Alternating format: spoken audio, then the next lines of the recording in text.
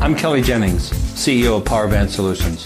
Powerband is a cloud-based provider of auction, inventory, and finance solutions that make buying, selling, and financing vehicles more efficient. Powerband Solutions trades on the TSX Venture Exchange symbol PBX and on the OTCQB symbol PWWBF and on Frankfurt symbol 1ZV. For more information, please visit us at powerbandsolutions.com. You're listening to HowStreet.com radio, available online at TalkDigitalNetwork.com. Welcome to HowStreet.com radio, the online source for market opinions. Here is Jim Goddard. My guest is Stewart Muir, Executive Director of the Resource Works Society. Welcome back to the show, Stewart. Thank you, Jim. Stewart, we have some interesting listener questions here. We might as well get to them right away. Is there such thing as environmentally friendly mining? Well, I think if you approach this one from the point of view of, do we need to have minerals and metals in our lives? Absolutely we do, whether it's in the vitamins, the food that we eat and how it's produced, or in the phones that we use and the cars. Obviously we need these compounds, these substances, elements in our lives. So how do we get them? We can't get them all through recycling. There's always got to be new mining. So the question is, how do we do this necessary thing as environmentally soundly as we can? And, this week we've seen in Toronto one of the biggest mining gatherings in the world, the PDIC, the Prospectors Developers Association of Canada, 35,000 people there. And I noted, although we're reading about our Prime Minister in the news right now, more because of political stuff that's going on, he actually went there and he made an interesting point, which I thought was a fair one, which is that mining is technology, or technology is mining. I mean, it's almost to the point today where the degree to which mining is a technology-intense industry, and the old stereotypes we have that it's, someone with a pair of steel-toed boots and a pickaxe and a light on the helmet going down into the murky depths to retrieve that mineral, and who cares about the consequences for the water and the land. Those days in much of the world, I would say, are behind us. And there are places in the world that aren't as good. But in Canada, when it comes to mining, we have an exceptional record, not just in terms of how the professions that support mining activity have been improved over time, but also in how we export those practices around the world. But, mining's always a tough one. Look at that tailings dam failure in Brazil. That was an appalling loss of life, and now it's leading to a reform of tailing dam management in that country, but it will reverberate around the world because the world of mining is very small. It will be felt in Africa and in North America and everywhere. And, I can tell you from experience, I watched very closely when we had the Mount Poly dam failure in BC, that really changed the profession, the water management, the practices that were brought in, the regulations. The professionals in this take this stuff so seriously. So, back to the question, can it be done environmentally soundly, is not so much the question to me. It is, how do we ensure that the imperative to do it soundly is understood and followed, and that we never stop improving?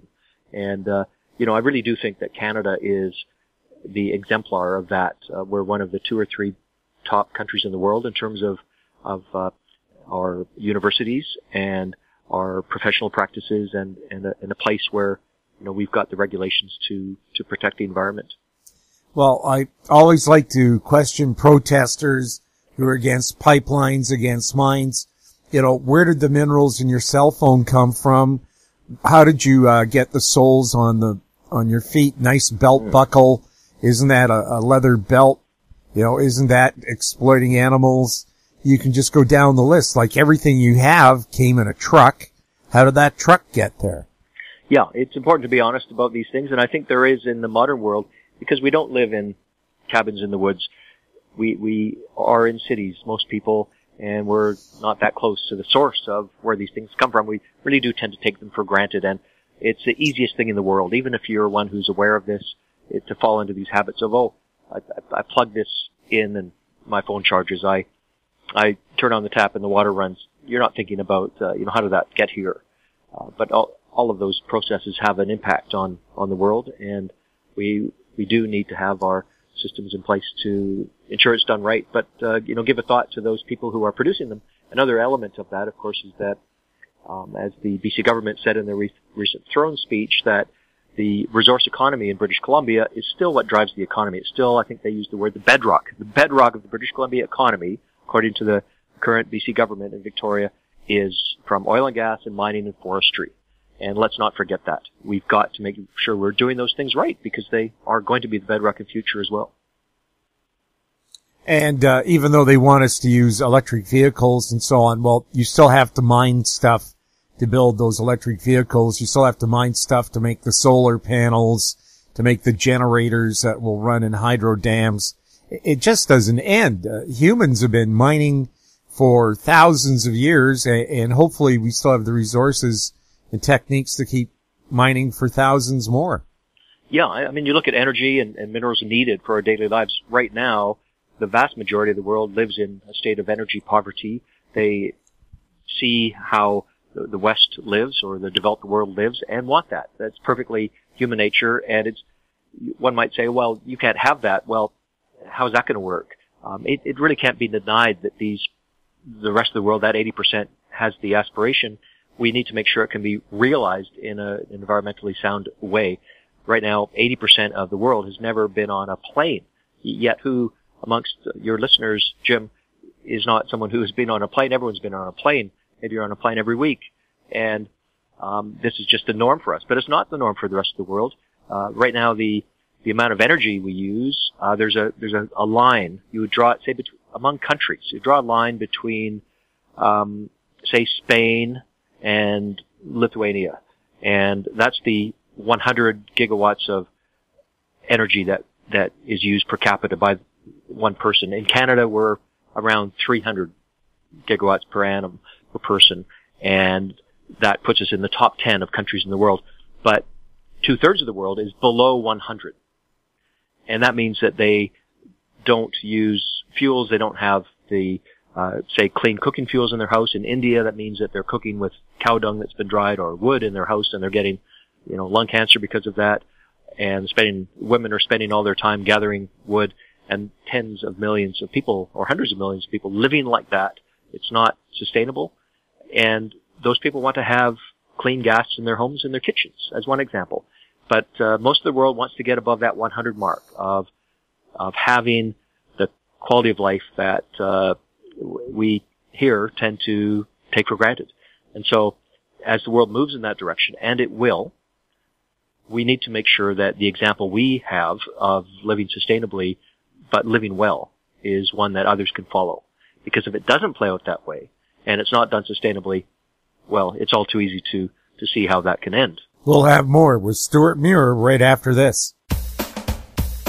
I'm Douglas Mason, CEO of Naturally Splendid, symbol NSP on the TSX Venture Exchange. Naturally Splendid is a biotechnology and consumer products company focused on the global cannabis and health markets. Naturally Splendid is expanding distribution in this rapidly growing market with products currently in Canada, the USA, South Korea, Germany, and Australia. To view our comprehensive company presentation and for more information, please visit our website at naturallysplendid.com.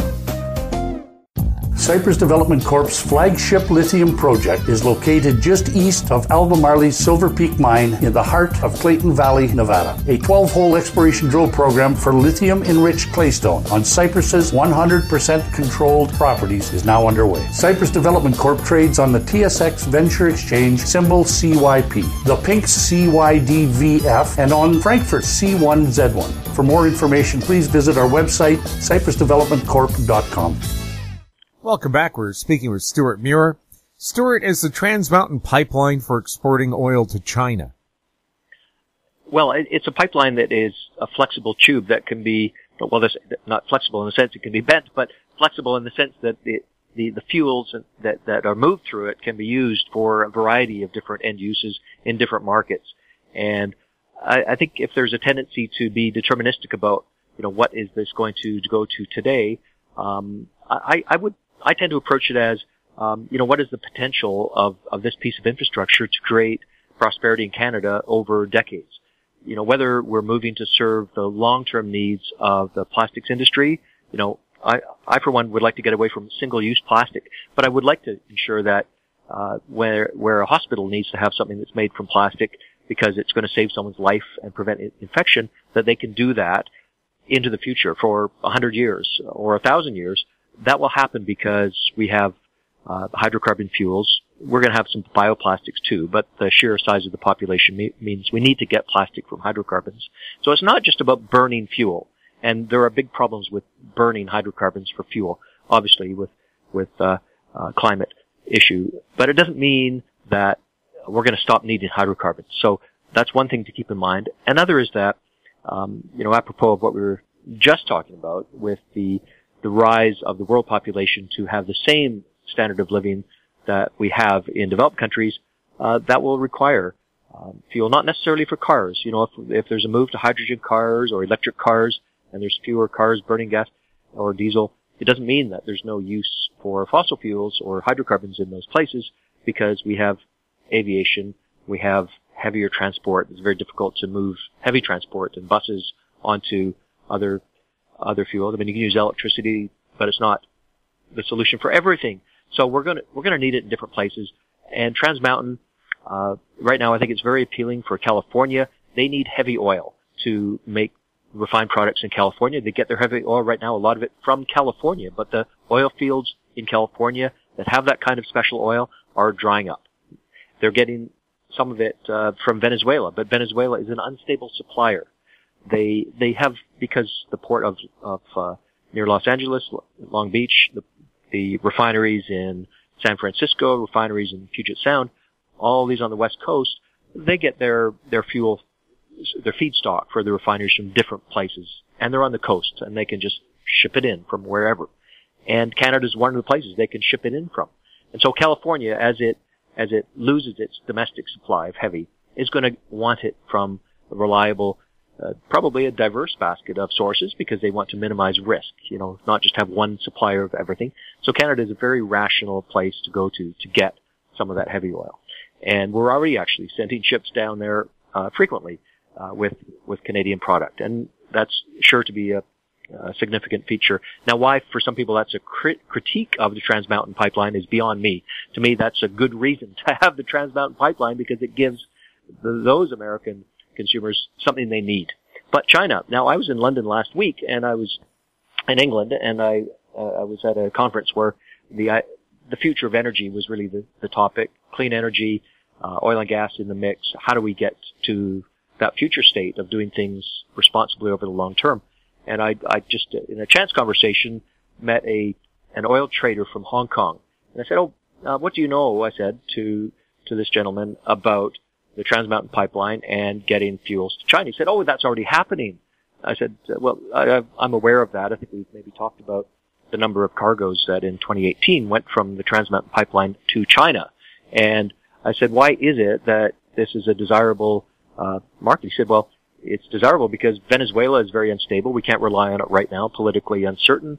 And actually, we like the the Cold Lake. There's a whole bunch of blends that come out of Alberta, Jim. There's many, many different kinds of oils and grades. Anyways, there was one particular one, Cold Lake, which maybe comes out of Suncor.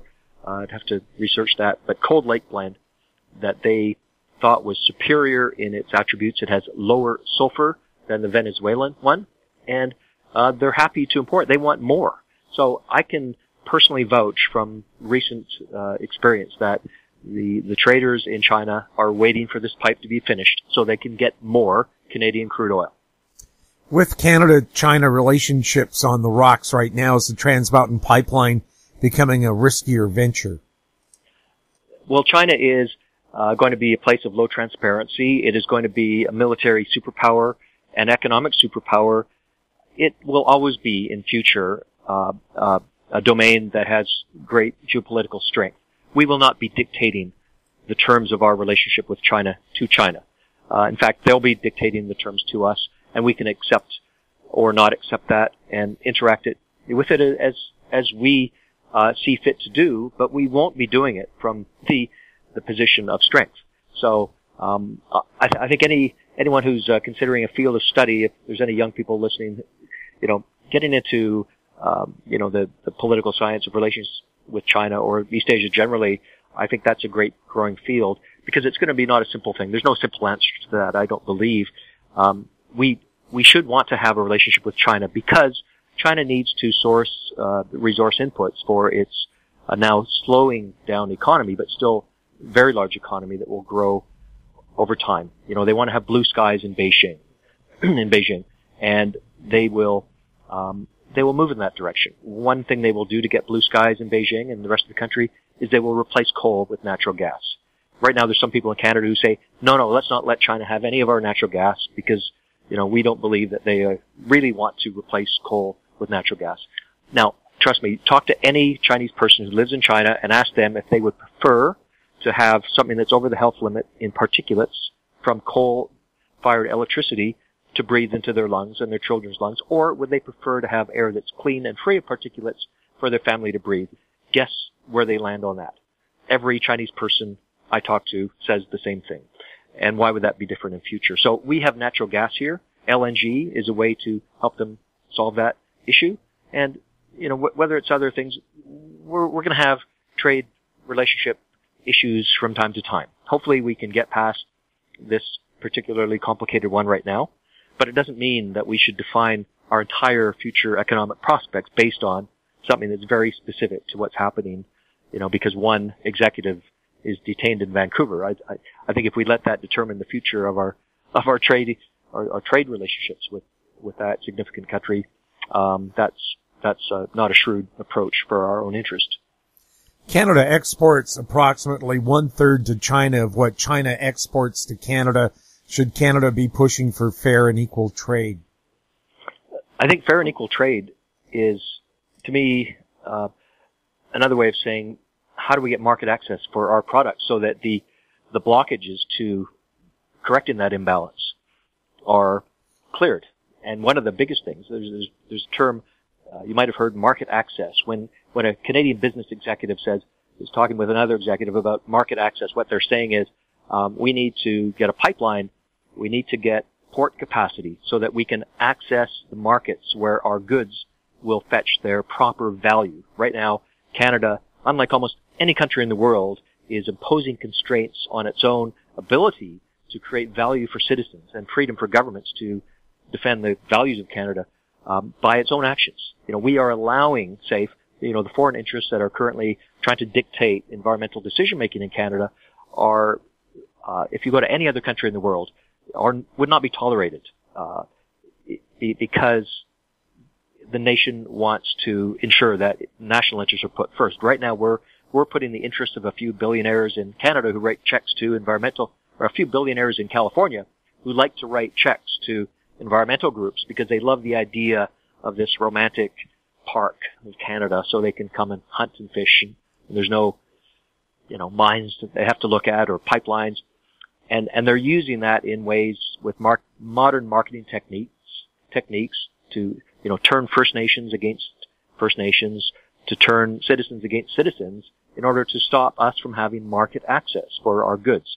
And not to put too fine a point on it, but this is one of the elements that's present in our ability to be the Canada that most people expect Canada to be. And you look at recent forecasts just in the last few days for growth in Canada, it's tanking. I mean, I was waiting for this because we've seen the departure of investment. We've seen large companies that hadn't made investment decisions to go to Canada because they love our governance, our freedoms, our rule of law. Well, and now they're actually saying either we're pulling out, we're leaving, divesting from certain investments, or we're not going to follow through with our investment intention because of the pressures that we've accepted. And I think we don't need to accept all of those pressures. We need to have governments that stand up, first of all, for Canadians, and second for Canadians, and third for Canadians, and none of this stuff where number one is serving these foreign interests that want us to be a certain Canada that they have in mind for us.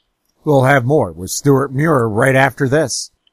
Grand Portage Resources recently completed the 2018 drill program on its 100% controlled Herbert Gold Discovery property located in the prolific Juneau Belt in southeast Alaska. Drill results are expected through late 2018. Past drill results included numerous multi-ounce gold assays on multiple veins. Grand Portage trading symbols are GPG on the TSX Venture, GPTRF on the OTCQB, and GPB on Frankfurt. For more information, please visit our website, grandportage.com.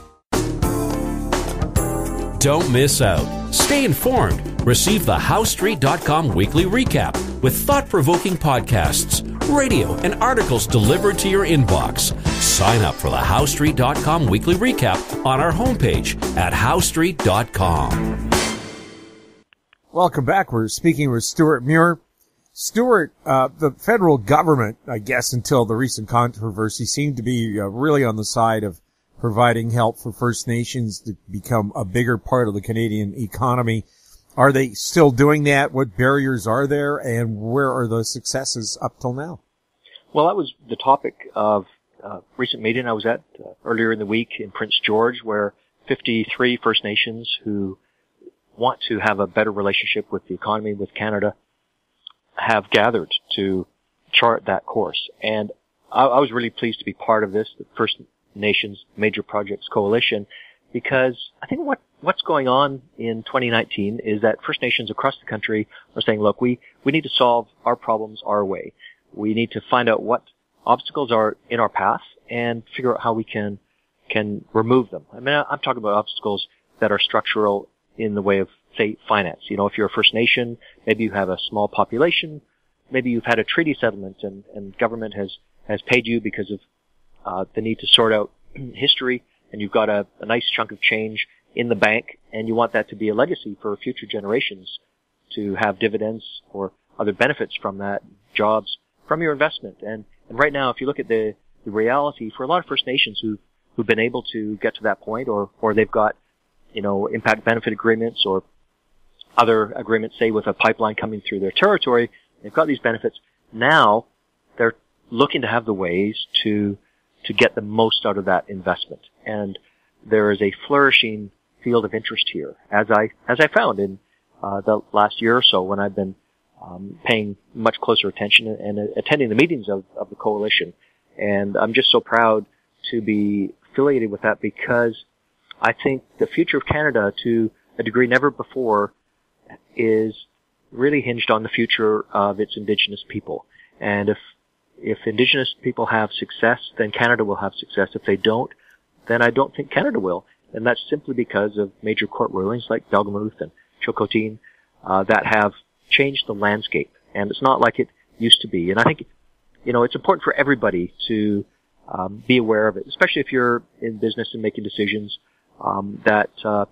and I think most people do know this, but I think it's worth continuing to talk about that the landscape is changed, and you need to be thinking how your organization is looking for opportunities to succeed with First Nations at the table, whether you're operating in Indigenous territories or claimed territories, or in areas where there's just some sort of common interest, because the potential that is of a positive nature is immense. You know, there's just thinking of one presentation we had, there's probably about $9 billion worth of capital that is at the disposal of First Nations in Canada to invest in things. First Nations could be an investor in Canadian success in a lot of ways, in other Canadian businesses. That's something not to overlook. We also look at the growing population of Indigenous people, because there's a very high birth rate, and so these kids, they need to have prospects. It can be really tough, I mean, beyond tough, for rural First Nation to ensure that the pathways for children to get the education and the supports to be able to go on and get a trade, get a degree, get a diploma, certificate, whatever it is, and then get launched. A lot of barriers there, but the upside of that is huge. And it won't happen just by accident. It'll happen because, you know, people have worked hard to make it land. And, you know, I think here's a challenge for people. If you're in business, if you're in some professional life or anything, you know, look for an opportunity to find out whether First Nations would look to you to help remove impediments. You know, it used to be that Canadian government would say, "Oh, how can we help you?"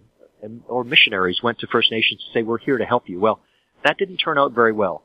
The days of "we're here to help you" are beyond us. But I think we're in the era of is there, you know, if you are looking to remove barriers, can we help you to remove the barriers that you want to address? I think that's how I would frame, a relationship, successful one, with First Nations.